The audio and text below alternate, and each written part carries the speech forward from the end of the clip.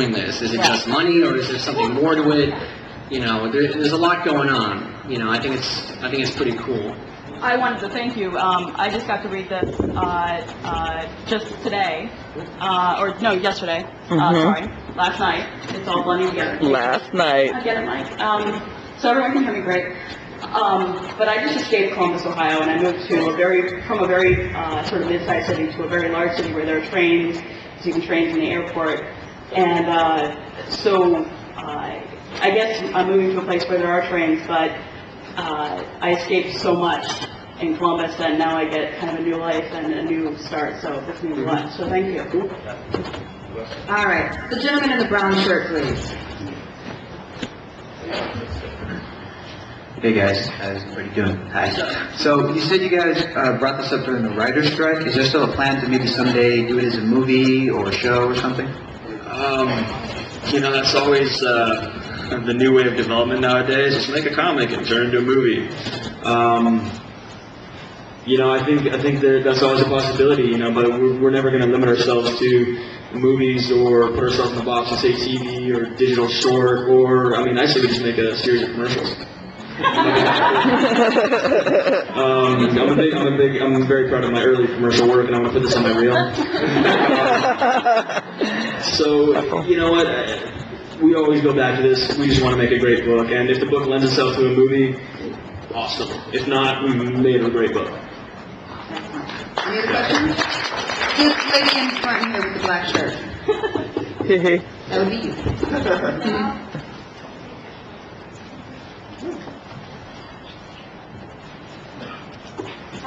I know you guys have a very, very good concept on what you want to do with this comic, but do you have any idea or a ballpark of how long or how many issues long do you plan it to be? 5 issues. Nice.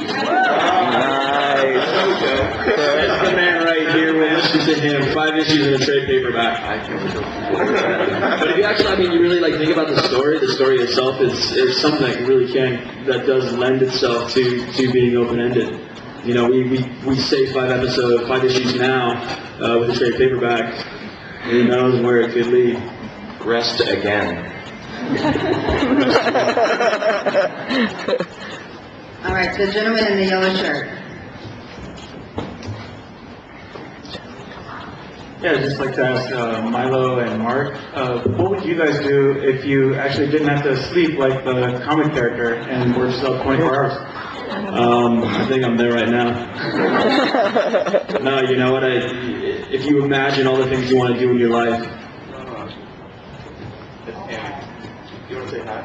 I'm going to finish this, but we have to finish. Say hi, baby. Come on. Hi, I can't hear. You know what? I've got a lot of things that I like to do, including spending time with my family and my loved ones. And if you can wipe out 8 hours, or the 4 to 8 hours that anybody does sleep, you know, you can accomplish anything and everything. I know it's something that I used to say before being introduced to this concept. I wish there were longer days, 36-hour days. You can work more, play more, sleep more, do everything more if you had a longer day. So the one thing that none of us, not one person in this room can negotiate is more time. So if given more time, I'd probably do a lot more. More than I do. Yeah, I'd go to the office more. All right, the gentleman in the far back. Raise your hand so we can see where we're going. Thank you. Hi, what's been the biggest challenge for you crossing over to the comic book world? Milo. Being accepted?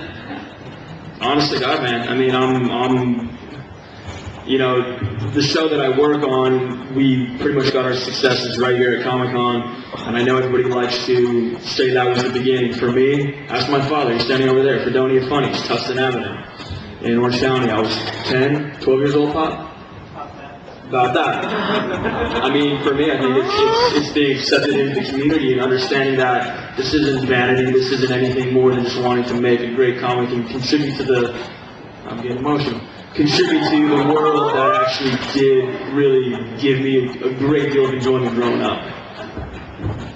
All right, this lovely lady in the tan shirt. Can you raise your hand so we can see her? Thank you. Can you pass the mic Doing a to the good little job, lady, warm up. please? Thank you. Hi. Yeah. Okay. You talked about how you'd spend more time with your friends and family. Is your character going to deal with that and how this drug might affect his relationships with friends and family? No, definitely. It's definitely a big part of, the evolution that John goes through. I mean, he really lives a life where, he's got a family, but he's got his mom, but he doesn't really have a lot of friends. I mean, anyone who's worked a job and had it take over their lives knows that a lot of times your social life comes from work. And if you work in a place where there's really no one you connect with, you don't really have any friends. So part of what John goes through is part of the impetus for him getting involved in this is the closest friend he ever had is involved in this too, and he's the one who sort of brings him into it. That's what you guys see in the 99-cent book. So part of this is, part of the allure of this thing for John is that this guy that was like a brother to him comes back into his life, and it's their, in part it's about their friendship reforming, but, what else is going on between them that he doesn't realize yet? How does it impact, the rest of his family? I mean, I think John is a good guy, so he has this amazing gift that no one else has, and he thinks, well, why doesn't everyone have it? Why am I the only one? So yeah, I mean, it's definitely the issues that John deals with and the reasons why he does things in this story all go back to who he is, who his friends are, what kind of life he's lived, what his parents were like, and the things his parents went through. All that really informs what he's doing in the story, just the way it informs the things we do in life. So. Thank you. Any other questions? We probably have time for one more question.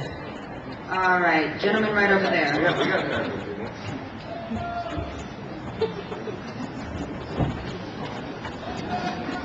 Hi, my name is Ben. The story sounds like a very awesome concept, and I'm reminded, kind of in an opposite scenario. I don't know if you're familiar with the story Paprika. It's an anime movie. Great movie. Yes. Anyway, I'm reminded of like the dream sequences and how the movie is revolved mostly around dreams and stuff. And this one, you're pretty much staying awake the entire time. It's like a total opposite concept, but without being able to sleep, how would you dream in the story? Would it have to be like daydreams, or would it even be possible? Well, yeah, you can't sleep, you can't dream, you can't dream what are you living your life for. What's interesting is you're going to see a lot of the characters going through kind of waking nightmares and dreams and visions, and as the series goes on, we're kind of blurring the lines between what's real and what isn't, what's in the real world, what's in a dream. So the readers, I think, there's going to be a lot of questions as to what's actually going on and what the characters are really experiencing and what is just in their head as they're on the drug. So. All right, one last question. One last. One last one, make it good. Lovely, Brian, come here. Lovely lady with the red ears. That's some great ears. You make them. Anybody have any questions for Larry? I mean, Yeah. Ryan, I mean, Hello. First off, I have your pen, Milo. what? I have your pen. You have my pin. Very cool. Thank you. What's your favorite part about making these comics?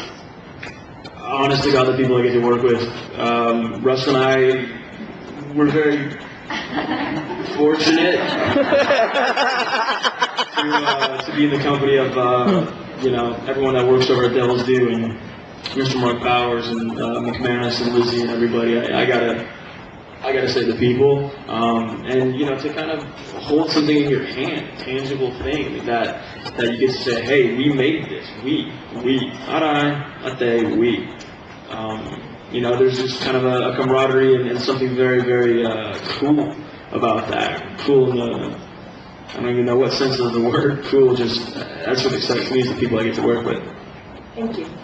All right, thank you everyone for being here.